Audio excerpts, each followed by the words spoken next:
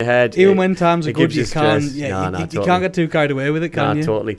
Jack, let's look at the games as a whole. We've got a special guest coming on in about 10-15 minutes. The Red Rock, one of our own, Super Davy Wheater. So I'm really looking forward to that. Digging deep That'll be fun. what he thinks. Just talking football, having a general chit chat and a catch up. So really excited about that. But the Birmingham City game, Jack, I know we just talked on air, and I'd love to know what the viewers' thoughts are on the game. I thought we played against the worst team I've seen in the Championship this season. Now, I don't know if it was so much they were the worst. It's just you could tell it was a team that they were trying too hard. Yeah. That's where it looked like they were trying way too hard. They've got a new manager in Wayne Rooney. Do you know what I mean? Like, you're going to try and impress the best you can. And I just think they were completely off the mark, Birmingham. But that doesn't take away anything that No. did. I thought we were excellent. I thought we started very good. Having a corner in the first 35 seconds by closing them down and working harder than them. We said on the Thursday before the game that new manager coming in, it was all about our tempo, it was all about us. And then the atmosphere on the ground, the way we started, I just knew that if you hit them early, you know what I mean, you're going to upset them, you know what I mean? And I think that's what we did. I think the pattern was set early. I think we really upset them. They couldn't get a rhythm. We made them look really poor, and I think that's the credit for us rather than how bad they were. But they were poor in my opinion. For me, I think the standout thing in the Birmingham game, and this is just something that I clicked on. Like, so every week, I like to put a cheeky bet on the Boro. Do you know what I mean? Probably silly, cheeky little bet builder, and I've always put that we're going to have a ton of corners in the game. Yeah, we had 12 corners against Birmingham. They had none. But we don't do anything from set pieces. Is the only criticism I can find at the minute. We're getting so many corners in a game and not doing anything with it. On that then, Jack, so what is it, what are you talking? Because obviously they'll work on certain things. You know what I mean? I watched a Premier League game at the weekend. I'm sure it was Villa. And they focused on their set-piece coach on Sky Sports. Yeah, I noticed that. Yeah, with the little free kick routine that they had. So obviously someone's role at that club is to work on their set-pieces, free kicks, which led to the goal. Yeah. Corners, defending and attacking, by the way. I think defensively we look solid. We've got Matt Crooks, we've got Dale Fry, we've got Paddy McNair, we've got a goalkeeper who's quite has a presence. Oh yeah. We've got Josh Coburn. Yeah. But then in the same breath, when we're attacking we've still got those same players. So why is it the ball's not in the right area? Have we not got someone who can put the ball in the right area with the right quality? What is it? I think the ball's in the box. I think they've been poor for a while. But at the same time, like, obviously, you'll know a lot more than me when it comes to attacking in the box and defending in the box. I don't. I hated it. But it's one of these things where you're looking at it thinking, like I don't know, it just doesn't seem to work. Like, we put the ball in the box and it goes straight out. It doesn't beat the first man. It goes too far. Yeah. Obviously, when it comes to like defending corners, I know you've mentioned this briefly off air. Mm-hmm. You mentioned a little story about Roy Keane. Yeah. So I know you're desperate to tell this one. I hated defending corners because I used to enjoy the manager to keep me up. But every time I go back, you have to mark a player, and normally the rule is that you mark somebody who's a similar height to you. So that you could have a bit of dominance. So we played against Celtic in the Scottish Cup final. It was my last game for Dunfermline, and I wasn't marking anybody really. I was trying to mark Sean Maloney. If anybody knows Sean's a really small guy, really good footballer, technical footballer, but small. Doesn't like to head it, so that was happy for me. Yeah. Roy Keane decided he'd mark me.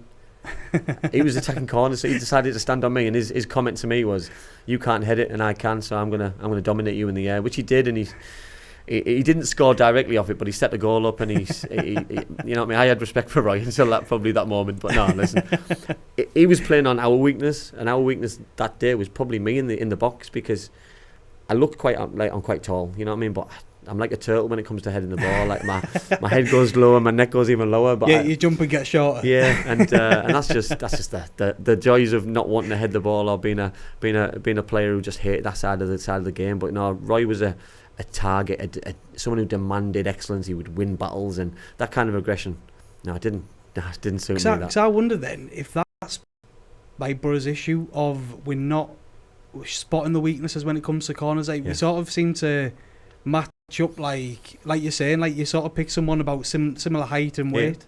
Where, and I think that's it. I agree with what you said at the weekend, that crosses were poor. Yeah, I thought their goalkeeper, I thought he was excellent. I thought he did really well, apart from the goal, which he let himself down. He should have come and demanded it and commanded everything. He's an experienced goalkeeper, do you know what I mean? So you're expecting a good performance from him. But still, when you look at it and you think, we've got 12 opportunities to put the ball in the box. We've got the big lads there, like Dale Fry, Crooks in particular.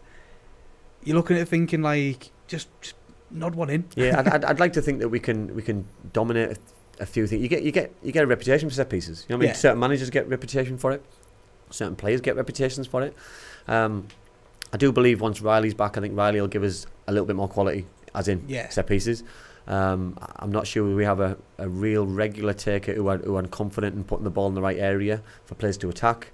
Obviously, you can work on things, but I do agree. I think the final ball at the weekend, if we hadn't have got the final goal, which I thought we were quite fortunate in getting, by the way. I thought Rodgers' ball was a really poor ball. If he was looking for the 1-2, he shouldn't have been. He should have just been laying it for I think Crooks to shoot. But listen, it all works out in the end. Fantastic little flick, fantastic little finish, and really enjoyed it. We've got a couple of comments on Facebook. Dan is saying that we never really take advantage of our set pieces, and we've got a lot of height in there. Mark is saying Woody should be getting our centre-backs to be more positive in the opposition box to try and score from set pieces. And Mark has said, Andy, did you notice that Rooney had 3 of his players forward on the halfway line when we had a corner? What are your thoughts on that? I reckon it was so we had to keep more of our players back, hence their keeper had more room in his box. That was something that I don't know if you noticed it, Jack. I watched. I was sat next to Bernie Slavin at the game, and my girlfriend, and we were super. I was super excited because it's the first time I've ever seen it before. Normally, I've seen the maximum I've seen is 2. We left none at one point.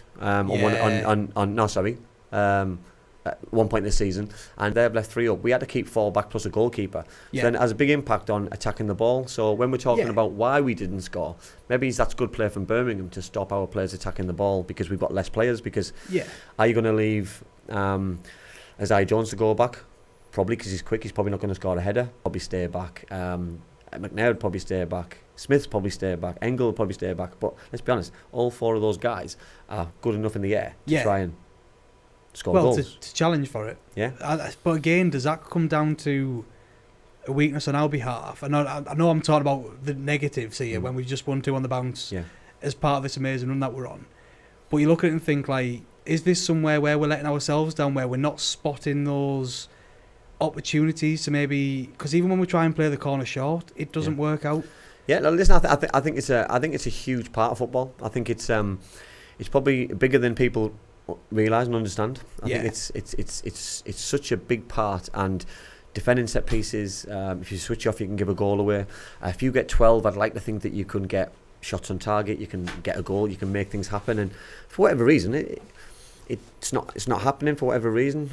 If we can work on it and we can tweak a few things and we can get players in the right area, or we can freshen things up a little bit and use, I know, the likes of Villa, use one of their ideas, because I look at set pieces, and I looked at the Villa set piece, especially at the weekend, and thought they'll never be able to use that one again because it's on Sky. It's a big goal. It's a big moment, and then it was highlighted and it was massively highlighted, and so was the coach as well. So I think with things like that, so then they've got to have another fresh idea, and he's obviously very good at his job, the set piece coach, and he will have another plan for next week, which is fantastic. He'll work on it all week and give their players an opportunity to succeed and score again. But that's what we need. It's a fresh approach, and whoever's job that may be, and whoever's objectives and roles and responsibilities for the week and for the weekend that is, then needs must, because it's a huge opportunity to get a goal.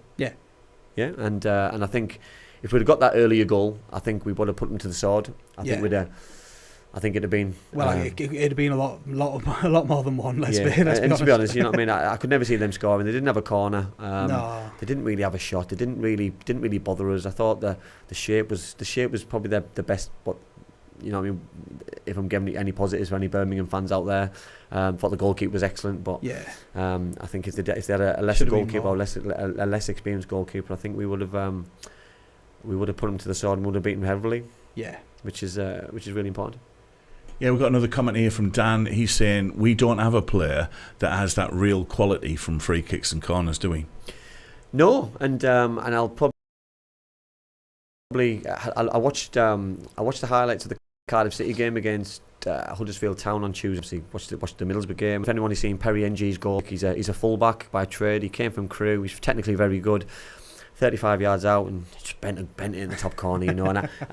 And when you've got those kind of players and you get a reputation for doing it, it's just it creates optimism. It gets people excited. 100%. It worries opposition, which means they send more people back, which creates a monster in terms of things might happen. And yeah, we don't, apart from Riley, for me, I don't think we've Riley McGree. I don't think we've got someone who's got that X factor in terms of probably from the set pieces, who's probably got that little bit of craft, a little bit of guile, that little bit of quality to pick somebody out in a sixpence or put it in the back of the net from somewhere where you're not expecting it, you know. And in the past we've had Craig Hignett can do it. Paul Merson could have done it. Janino's done it. Stewie Downing's done it. And I think we've also... Marwan if you want to go. Well, Christian Ziege. You know what I mean? Like, we've had some absolutely... Paul Gascoigne's done it. Well, yeah. You know that we've had some slightly better than Marwan Zamama. We've had a lot of luxury. We've had a lot of talent who's been able to put balls into areas where it's caused problems. And I just, you know what I mean, some of those names. Listen to, I'm talking world class names. You know, we've got international footballers and players who have got aspirations to play at the top level. So I'm very hopeful that things can improve and just tweaking things. You know what I mean? Like Riley's not been fit all year. In all fairness, he's had injury after injury. Yeah, he's now come back out. So it's potentially going to take him time. So just other people to step up to the plate and give things an opportunity. Steve on Facebook is saying we'd love to see someone like Brownhill from Burnley in January. Dan Gray's had Rockenbach to your list as well. Anthony, I wish we had my best mate back, Andy Campbell. You know, there's no good Andy getting your mates to. No, there's not. No, thanks, Anthony. No, but I certainly wouldn't be taking free kicks, and if I was, you wouldn't be saying nice things about me. And Dan's also added Emerson to that list as well. Oh, yeah. Anybody who can strike a ball from those kind of areas and that kind of distance, I think, you know what I mean. Rockenbach, was it Man City when he scored from like 300 yards out or something? I was behind the goal. Yeah. We're saying that though. We had. Imagine my reaction. We're saying that though. We've had Branco, Brazilian Branco. I remember I played his first ever game at the Riverside. We played Leicester City in a reserve game, and he took a free kick from the halfway line and had a shot. And I was a little bit like took back thinking, who does he think he is? Yeah, what on earth is he doing? And then I realised that he's a World Cup winner. He can do it.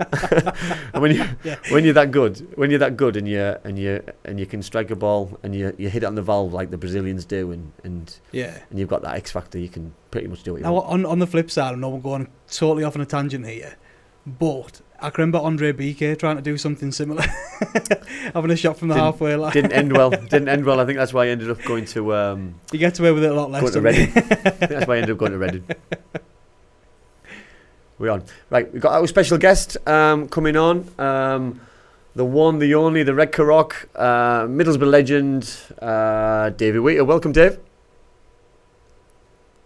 Hello, mate. Can you hear me? I can, mate. Yeah, you okay? Yeah, it's good, mate. Are you? Yeah, fantastic, mate. Thanks for coming on. Really appreciate your time. I told you before, I'll do anything for you, pal. Yeah, I love that. Love that. Best attitude. Listen, before we dig deep into what's going on at the minute, football, yourself, tell me about that knee slide. It was it was my very first knee slide ever. And your last. And it was just because I was with my little lads team and they were doing the penalties, and I said, my missus said, "Do you think they'll get you to do one?" I said, "Probably, yeah." I said, "I'm going to celebrate, you know. I'm going to do something because I don't do stuff. I don't do boring things, do I?" No, no, you don't do things by halves, you. All that. So I said, "I'm going to do a knee slide," and I had my jeans on, so I didn't know how it was going to go, but I was very happy with it. Oh, mate, to be honest, I don't think it could have worked out any better. You know, you see some knee slides where people have got caught in the turf and jumped and did a roly-poly and stuff. I think it was executed perfectly. It was, wasn't it? Yeah, like I said, it was my first one, so I got the trajectory and everything just went right. It's a good solid word. Good solid word for you, that as well. That's a good... Stop using big words on a Thursday night. I know, yeah, flipping, eh? Yeah. Oh, Andy, honestly, right, it was a quality penalty, right? Yeah, the penalty was good as well, the keeper stood no chance. Yeah. The fact he was, how old again? 7, like the keep only, but that's a standard, Dave, stick him away. No, I was going to say. But obviously, Dave, you obviously went to the game. Obviously, things are looking a little bit brighter, especially the last month or so of the season. What's been your thoughts of the season as a whole? And obviously, what was your thoughts at the weekend? Yeah, it was. I won't lie, I haven't been to too many games, but I've seen enough. but obviously the start of the season was terrible, wasn't it? But then you get people calling for Carrick's head and his job. But after what he did last season, he deserved the time to turn it around. And I think he said in interviews that he wasn't worried, nothing had changed, and there was just a lot of new players coming, and they take time to settle. But Saturday's game I thought it was decent. They never looked like they were going to lose. And they kept going. Obviously, got the win at the end, but I think they could have scored a few more. Yeah. To be honest, it was always going to be Middlesbrough winning the game. You've just said there, Wheat, about the potential of pressing that panic button. What was your initial thoughts? Because obviously, I'm honest. I'll always give my opinion, and to be honest, I thought he might have pressed that panic button. If I'm honest, I thought the season, because not just this season. I think we're looking back to the end of last season, from the Rotherham game, the Luton game, the Rotherham game, the Coventry game, and then the playoffs that finished on a real dampener, and then this season just didn't get going. But you mentioned there about new players being obviously a top player and an ex-player. How difficult is it for new players to come in and hit the ground running? Yeah, it is. I mean, if you're sort of like a shy player or something, it's hard to come into a new team and get in with the lads, and if it's sort of like a new type of manager how he wants to play, and you've played a certain way your whole career, it's difficult to change. But I think he's stuck with him, and I think they're doing good for him now. Obviously, he never changed the way he wanted to play. I mean, people stopped me in the street and they were like saying, "Oh, what's going on?" I was thinking, well, I said to him, they play this nice football, but sometimes they need to just knock it long, get it behind the defenders. But that's not what Carrick wants, and it showed. He's doing well now, playing the way that he wants the team to play. Interesting comment what you've just said there, because I think obviously you've been around the block in terms of football terms, played at various levels. I was quite critical last season about that plan B and not having a plan B. I think the way he plays is fantastic. Listen, I'm not sure it would suit me as a player, but I think watching it as a fan and when it's working, it works really well. But especially in the playoff semi-final, second game, even the first game, when it's not working, we've got to have a different plan. And listen, I'm not being negative. We won 7 on the bounce, and it could be 8 at the weekend, and then we've got a nice cup game. So I'm not all doom and gloom. I'm just talking the bigger picture. And last season and this season, just sometimes I would like to see that. But listen, I can't fault the manager. He's got a great philosophy. He's obviously got the staff around him who he trusts. But I think I agree with you about a different way of playing at times. Do you both think that there's the potential of that? Oh, sorry, David. I was going to say, do you both think there's... As a defender myself, I know there's nothing worse than being tired and the ball being played over your head, you running towards your own goal, and some quick striker who's just come on. There's nothing worse. If the passing, like you say, the passing's brilliant when it comes off, but sometimes just knock it over the top. There's nothing worse. It'll get the fans on side. It'll either go out for a corner kick, someone will kick out for a throw-in, or you never know, and it'll get the fans up. And do you think we're going to see that now? We've got Silvera sort of, like say, he came on against Norwich, and he went up top. Do you think we're going to see a bit more of that then? Is that being our plan B, almost? Well, I don't know. I don't think so. I don't think there is a plan. I just think he's just set for the way he wants to play. I don't think he wants to play any different. I mean, you watch all these documentaries, like Man City documentaries, and Guardiola, he gives them... he lets them make mistakes because that's the way he wants to play. He doesn't mind if they give the ball away, as long as they try and pass. So I don't think he will change, no matter what the scores are. And I think that's his philosophy. That's his way of doing it. It's if it's working, brilliant. If he keeps getting the results, then no one's going to fault him. It's when things are going wrong, people start to question. You know what I mean? Fans start to question. The media starts to question. Players probably start to question and want to know how that they can change results around. Players will be, as you know, Dave, they'll talk in the changing room, and the amount of meetings they probably had in the first 7 games to try and hope that things can turn around. But the manager seems very ice cold. He seems very calm and collective, and I think that's obviously rubbed off on the players, because the players who struggled at the start, you know what I mean, the Engels, who I thought was out of his depth, but I thought was excellent on Saturday, and has done well probably the last few weeks. I think some of the other foreign players and some of the players that got brought in from Brentford, they've just taken the time to settle, and because we brought in all these players and trying to fill in the gaps which got left by some very good players, I think it's just been the expectation from the fans from last season. Yeah, definitely. And I mean, how many millions did the players that were on loan last season get sold for this season? And I think it's always hard we used to sign like Mendy, Ravanelli, Janino, and all these players, didn't we? Sometimes now, if you've not heard of the player, you don't give them time to settle. I think. And I think that's you need to. We just someone scouted them, so they're obviously decent players. So they just need time. Yeah, no, I agree, and I think that's actually people's job, Jack, isn't it? That that they've got a recruitment team. You know what I mean? People are in charge of looking at probably the way that the team's playing, who's going to fit the mould, who's going to putting round pegs and square holes, and making sure that people at the right age, and they're on long contracts, so there's a long-term plan. Last season's plan was brilliant. It works short, but then we lose them all, and we have to rip it up and start again. It only works if we get promoted. Yep, and that's the issue with it. We didn't get promoted at the end of the day, and that's where they've changed it up. And you can see it this season. You can see what they're trying to go for. Like Sunderland have been going for the same model for the last couple of seasons now, where they're bringing young, unknown players for reasonably small prices, and then hope to sell them off. Like you're looking at Bellingham at the minute. Yeah. Obviously, smaller Bellingham. Like you're looking at him at Sunderland at the minute. He's doing well. He's sort of been he's a big name in the team anyway. Yeah. But they're looking at they're already talking about potentially selling him off for like 3 or 4 times the price of what they've bought him for. But we're also glad, though, aren't we, that model's not working, aren't we? Yeah. Oh, don't get me wrong. Sorry, Sunderland fans. They do what they like. But yeah. Dave, obviously, I obviously want to dig deep into you as well, and your time at the Boro. Obviously, you know what I mean. You read Wikipedia. 140 games for the club is a good number. Highs, lows. Give us a few. I always say that one of the highs was winning the Youth Cup.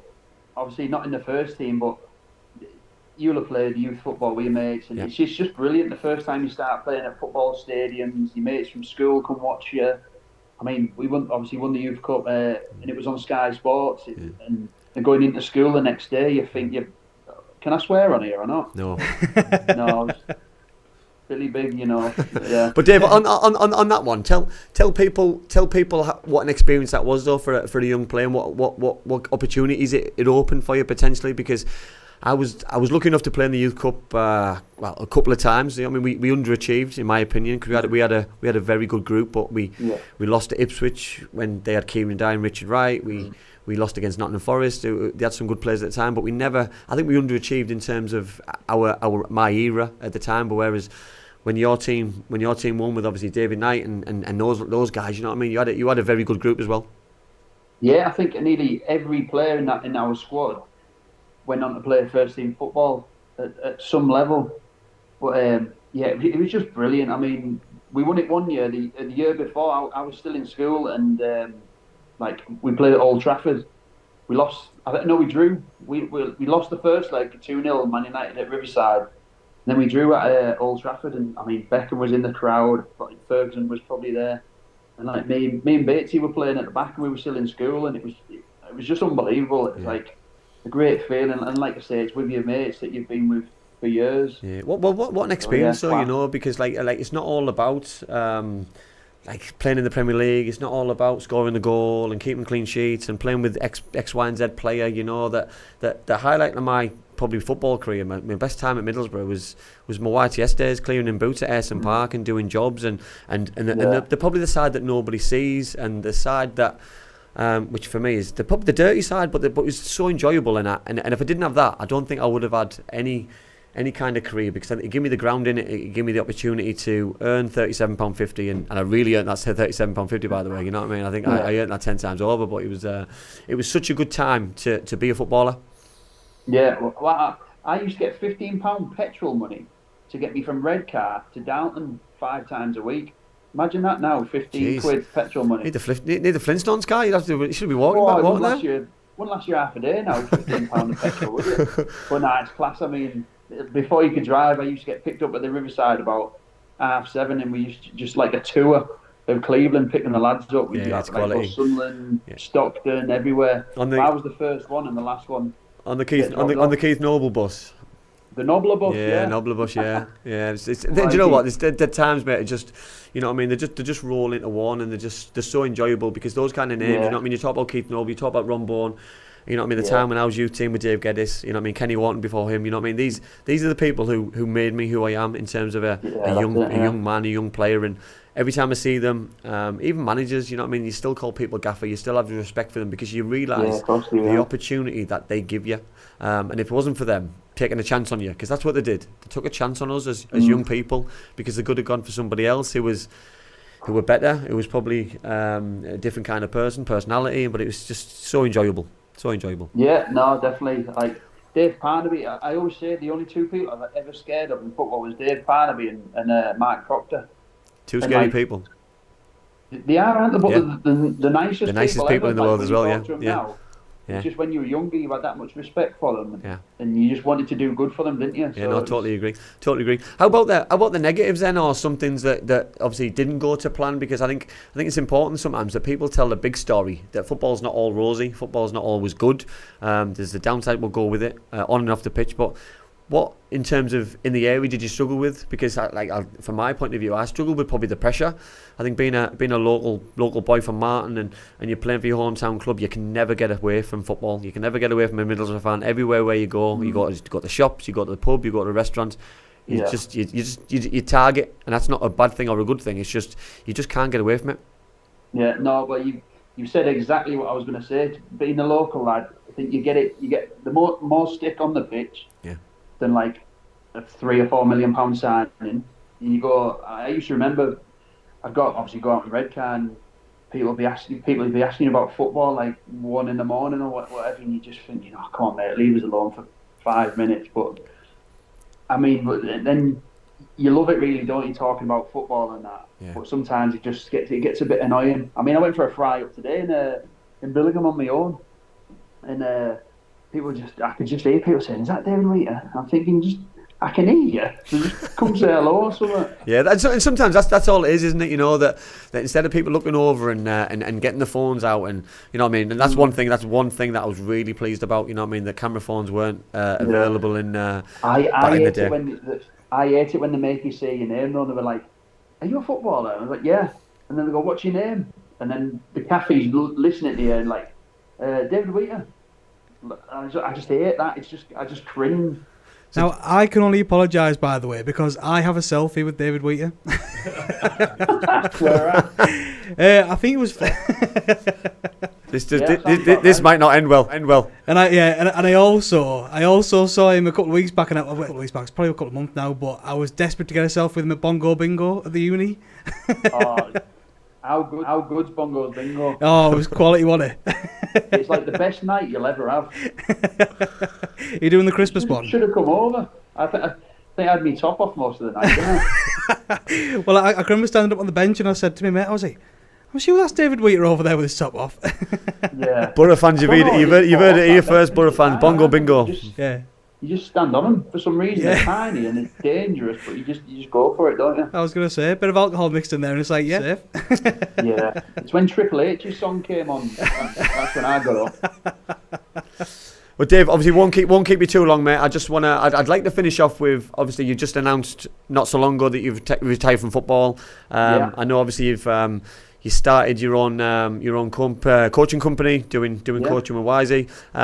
Tell us about the retirement. Tell us about your new company. Sell it on here. Yeah, well, obviously, firstly the retirement. I think I needed to. I mean, it was getting embarrassing. I don't know how you retired, but I just pulled my calves, my thighs, my hamstrings, and then I get fit, and like the physio would be buzzing, telling the manager he's fit again. I'd go out for a warm up, pull my calf again. Yeah. So it was just embarrassing, to be honest. I love being around the football, but it hurts, doesn't it? Pulling your calves all the time. On that weight, that I think, you know what I mean. For me, it was the game was getting in the way. You know what I mean. I loved the dressing room. I loved the warm up. Yeah. I loved the cool down. I loved the socialising after. I loved everything apart from the game in the end. And I think I was starting to fall out in love with it because the game was a struggle. And when the game becomes a struggle and training becomes a struggle, that's when your body's telling you to stop and give up. And when you're getting a 16, 17, 18-year-old lad running past you, and you just know sometimes it's time to hang those boots up and give up. But listen, it gave us an opportunity, and it was nice. But we were those players at one point, you know what I mean. So you can never take it away from somebody else. It. Yeah. Obviously I was at Downton, and obviously 35, 36 training. I'd look around and it's like 19, 20-year-olds in it. I think, and I'm in the middle of the square or whatever. Jesus Christ, I can't.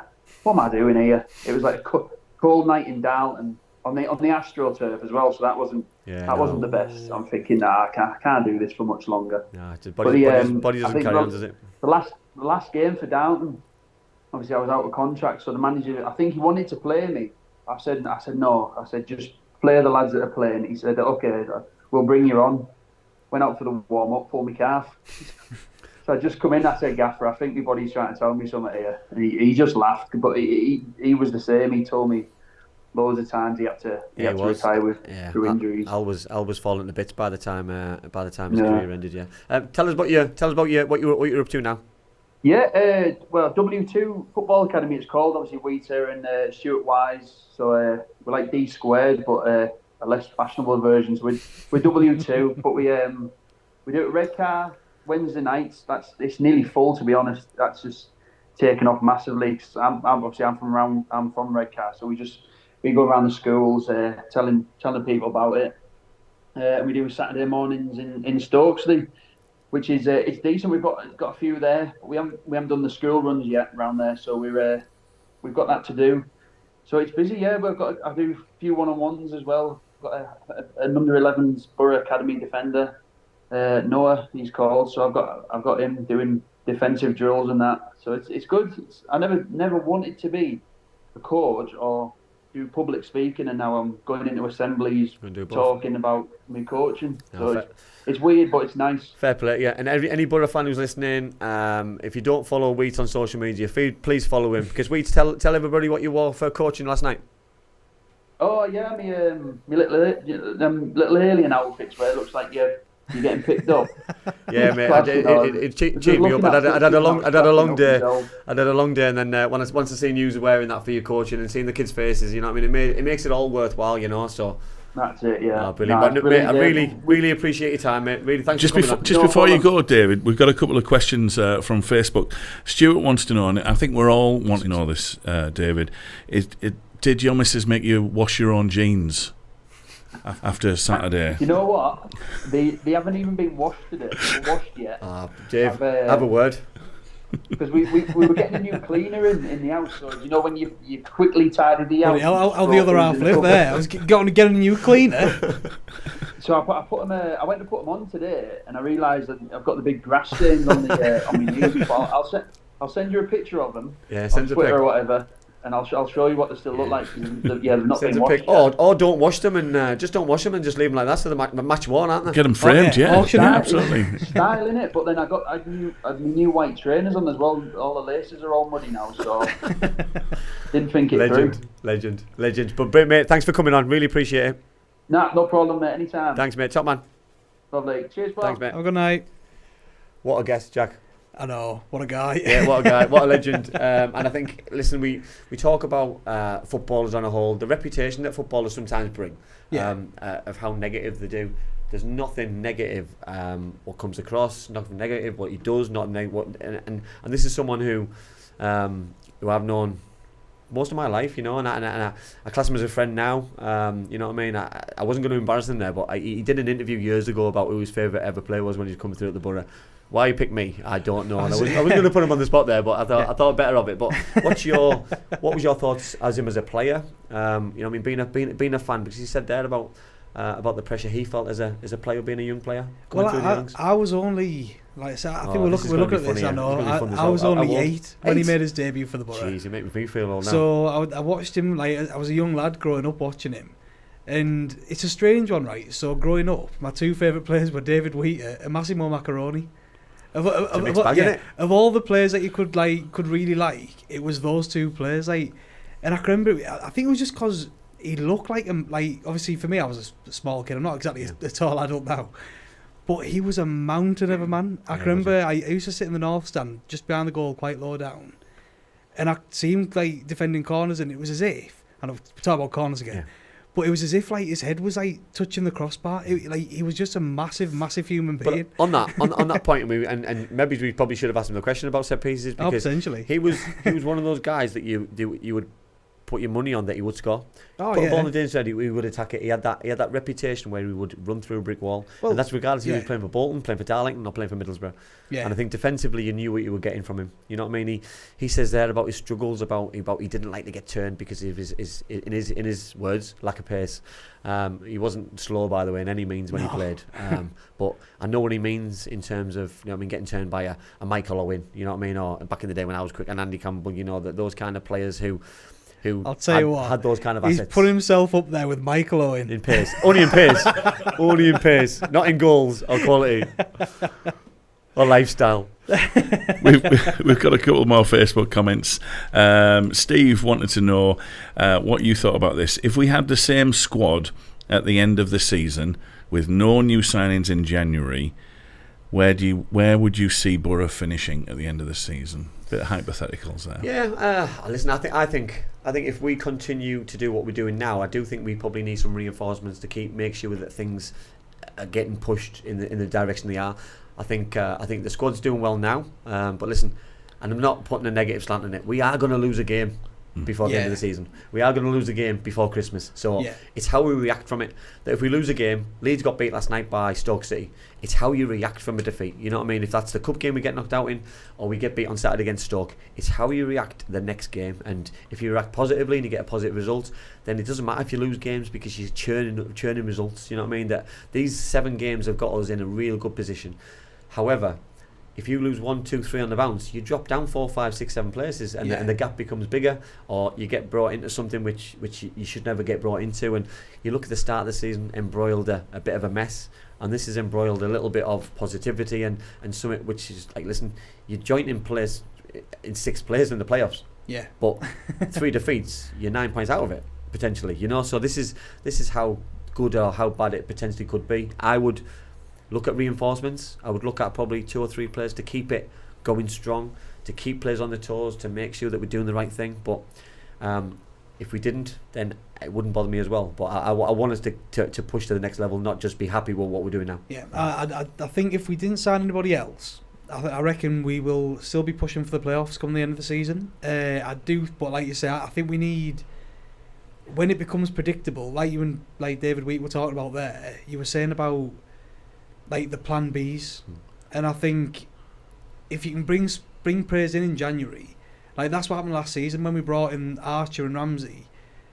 It gave us a complete different style to the team. Like it was different focal points across the pitch, and I think that's where it's important to bring the players in. But I do think that we've got a pretty decent squad on our hands. And Jack, we also don't know who's available because you know, there could be a little bit of a bit of a googly, you know what I mean, becoming available. Who knows? It could be an ex-player. It could be a young superstar. It could be a young player trying to get an experience from a Premier League club.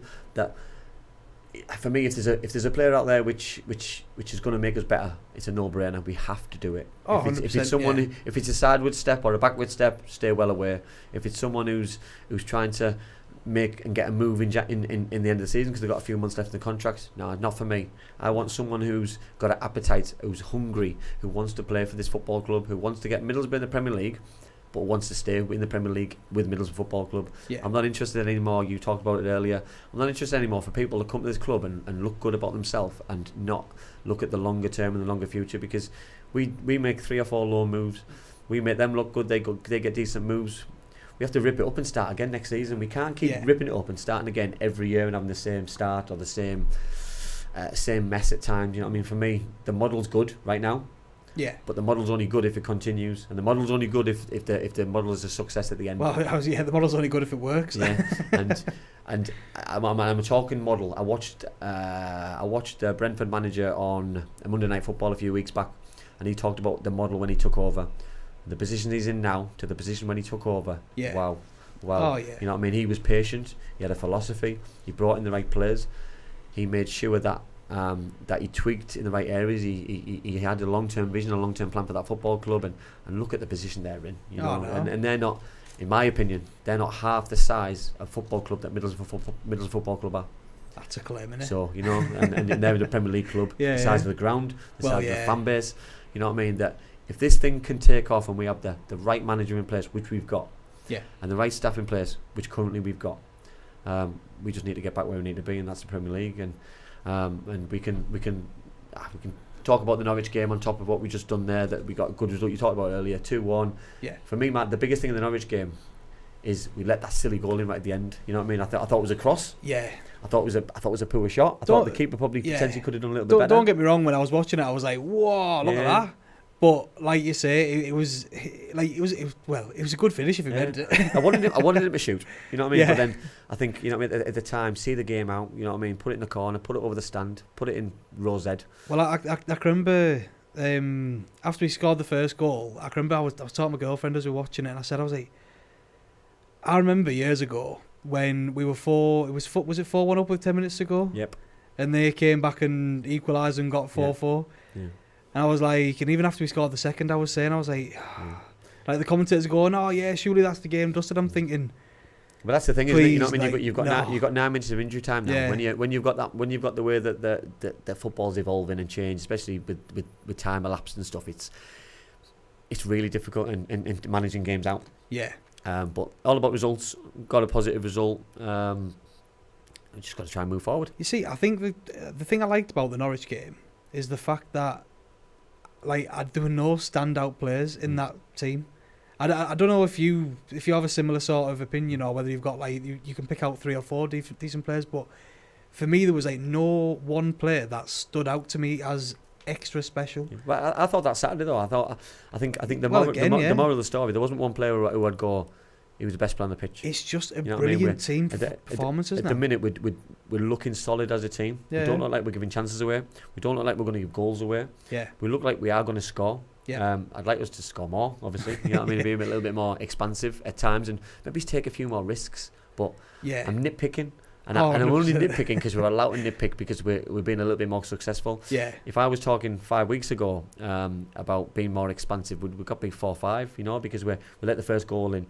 I believe if we let the first goal in, we'll still get a positive result. You know what I mean? That's how confident and how the mentalities change around the area with the fans, with the players, with the manager. Everything just seems a little bit better. His interviews are still calm. His interviews are quite progressive. He's picking players out. Yeah. He's picking the team performances out. He's picking clean sheets out. He's picking so many positives out. The players must be getting back on the plane, bus, and feeling $1 million. You know, because he's making them feel that good because they're getting the rewards. They're putting their work in, so they deserve the rewards. Well, I think he's definitely. You can see he's taken a leaf out of his previous managers' books, and like you say, you look at Alex Ferguson, he would never ever criticise a player. He'd never go and throw an individual under the bus, or he wouldn't do it very often. Let's be honest.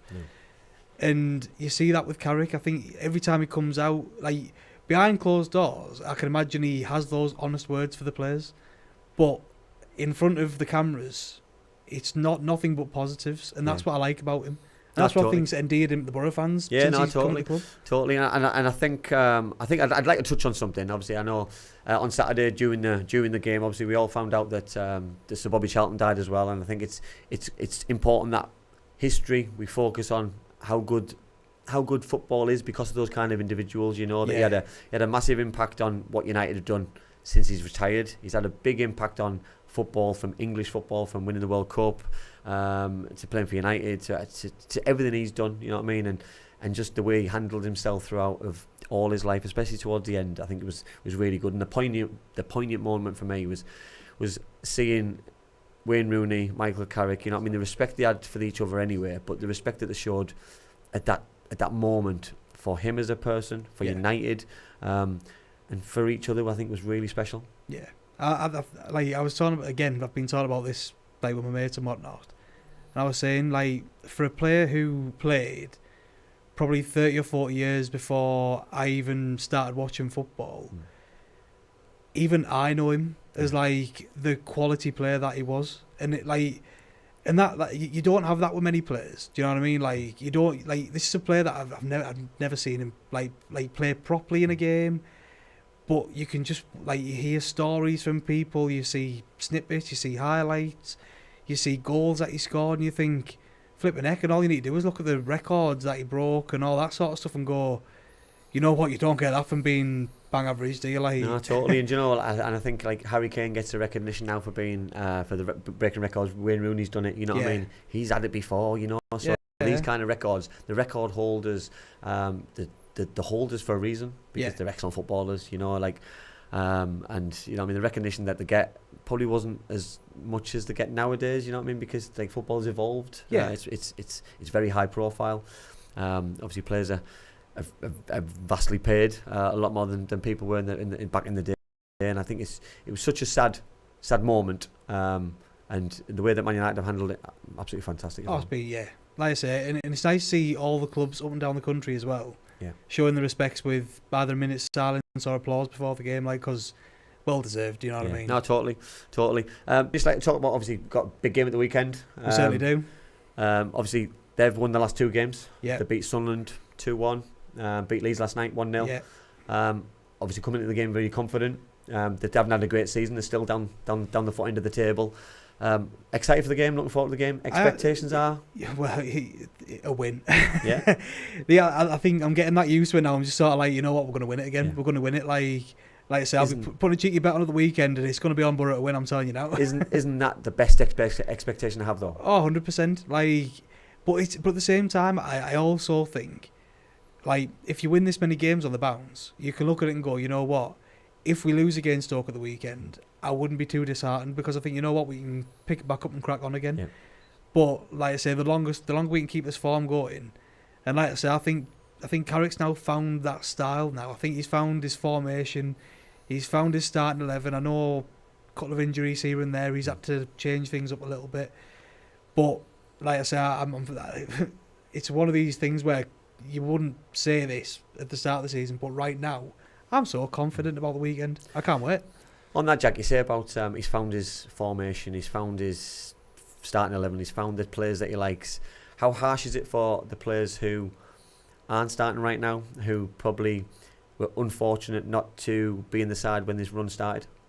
Well, I think it all comes down to what we were talking about a couple of weeks ago on the show. And we were talking about the amount of players that we signed and all that sort of stuff. And it can't be a coincidence that the fortunes changed once he took a lot of those new signings out and stuck back. Like, it was a spine of players that were with the club last season and longer, and he's just stuck with that. Like, you look at the squad now. You look at Smith at right back. Our two centre backs, two midfielders. You look at like Crooks in the middle, like Coburn up top, Isaiah Jones on the right. You're only realistically looking at the goalkeeper, left back and left mid now as being a bit of a thing. But even then, when McGree's back fit, he'll be back in at the left. I look at, there's a couple of players I feel sorry for. I feel sorry for Lenihan. I think for him to be captain and then to come out the side because Paddy's playing so well. Paddy had a really bad time earlier on. To be fair, McNair has been quality since he's come back in. Deserves his opportunity. I think we spoke about Engel earlier on. Engel had a horrific time at the start, if I'm honest, and then now he's picking up performances. I look at some of the players who aren't playing and think some of them potentially are better footballers than those who are starting. Yeah. But for whatever reason, they can't get the tune out of them, can't get the performance levels out of them. You know what I mean? The way that Matt Cook's playing, the way that Barlas has been playing. Like I say, realistically, you're looking at players like Silvera, and I'd love to see him play week in, week out. But at the start of the season, he did nothing to warrant that place in the squad. Where you look at him against Norwich when he came on, I know he was only on for like a few minutes, but he was chasing players down. Like, it was a great finish for the goal. Had a point to prove, I think. But his goal, it was nice to see because again at the start of the season, again we spoke about a couple of weeks ago. Yeah. He had chances that were coming to the box and he was over, left, right, never on target. And it's nice to see him getting that goal now. But I think that's something that Carrick's done well, is he's taken a step back. He's taken the pressure off these new signings.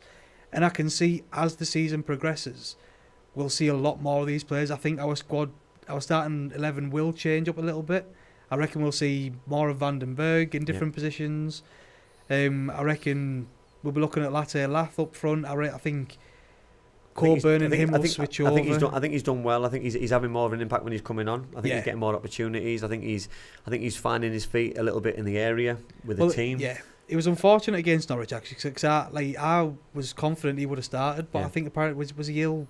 Yeah, I think there was something, wasn't there, and I think it's important that he's patient. I think if he's got to wait till Exeter to play his next start, then he's got to make sure that he puts in a optimal performance and hits the ground running, because if he can get 2 goals there, he can then implement his own starting place, and I think it's the only thing Josh is missing is goals. I think his performance against his last 2 performances for me have been excellent, apart from that end product. Yeah, well, but Birmingham, I think he had, was it 2 or 3 shots on target? And again, he had a couple of gilt-edged ones as well. Yeah, but again, he's young. He's young. And he was up against an experienced goalkeeper who made a couple of very good saves. Yeah, he did. Yeah, it's a composure thing for me, for Josh, and he'll learn that composure as he goes on. Listen, he's not playing in League One anymore. Yeah, he's playing at the top end of the Championship, under pressure to get the Premier League. This is a different level. It's nice to see, but like you were saying, like with Wheater though, like you two were talking about the young players coming in and getting that opportunity and that belief in the players, and I think that's what Coburn's getting right now. I think he's had it under managers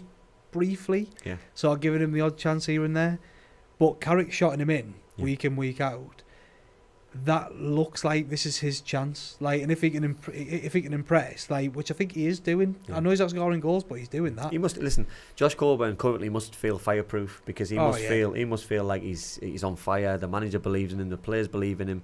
He looks so confident. He looks so composed. I think most of the fans believe in him, which is a positive. I totally agree. And the future's bright. And listen. When I'm not being negative about, I want him to score goals. I would love nothing more. And I think if he's scored goals to add to the performance levels that he's bringing, he won't be in January. So I think that's the problem we've got. You know what I mean? If he starts bringing goals to his game, regular goals, then he'll be an asset for somebody, because he's going to be a potential top player. Teesside Haaland. Hopefully he gets a hat-trick against Stoke at the weekend. Yeah, we've had a couple more messages on from people loving the show, which is great. Mark said it was a good win against Norwich, but I feel as though we should have had our subs on a lot sooner. We looked knackered after 60 minutes, but for some reason Carrick didn't use his subs until much later on. I do worry we'll have more injuries because of this. What else have we got here? Thank you for all your comments, by the way, on Facebook. You were talking about Carrick and the difference in Carrick. Chris has said one of the things that he's noticed is he's celebrating a lot more. Yeah. He's a lot happier, isn't he? And we can certainly see that. Ian was a Darlington fan, and we know, as I think he's been on a couple of times. Ian said you should try being a Darlington fan right now. We're all right, thanks, Ian, on that one. And a lot of comments about Sir Bobby Charlton as well. Never forgotten, and great that we've paid tribute to him as well. Oh, fantastic. I think to the point about the subs, I think Michael got his substitutions on Saturday spot on. I thought he made the subs at the right time. I thought they were great. I think I probably agree, especially midweek games, that players are going to tire. You know what I mean? He pulled Johnny Howson in. Johnny's getting older. He's going to tire a little bit. I know he's against his old club. He's got a point to prove. But listen, I've been there. You're tiring games. When you tire, your legs go and you get overrun a little bit, and you lose that impetus and that opportunity to keep things, to keep your shape, or to press forward. So with the subs that we've got and the opportunities we can change things, I think I probably totally agree. Yeah. Brilliant. Guys, thanks for your comments. Thanks for all your questions. Thanks to Davey Wheater for coming on the show. Absolutely fantastic guest. More guests to come, by the way, so watch this space. Jack, thank you very much for, it's been a pleasure. For coming in. Darren, absolute pro, mate. Absolute pro. Who needs Davey? Well, have we got some predictions for the weekend? I'm going to say 2-0 to Boro. Okay. I'm gonna go 2-1. I'm hoping it's not 2-1. I'm hoping it's very, very easy in that. But I've gone 2-1 for the last few weeks, thinking you know what? Negative one. So I'm going to sack it. 7-0 Boro. You sound like Rye. Just less Australian. Yeah, I was going to try and do an accent, but I feel like it'd be more offensive to him. The North East Footy Brekkie with Rye and Steve and Ted is back tomorrow morning from 7, and is worth a listen, certainly 100%. Is. Tomorrow night we've got the three legends back as well. Higgy, Lee Clark and Darren Williams chatting about... I only hear one legend there, but... yes, chatting about all things North East football as well. And we've also got Ian Murter show tomorrow night, black and white and red all over, the North East football perspective from a North East journalist. So we think the run's going to keep going, do we? Yeah, 100%. Yeah, I think it has to, Darren. I think it's important that we believe, and one day it is going to stop, but hopefully that's not the weekend. Yeah, absolutely. I'll second exactly that.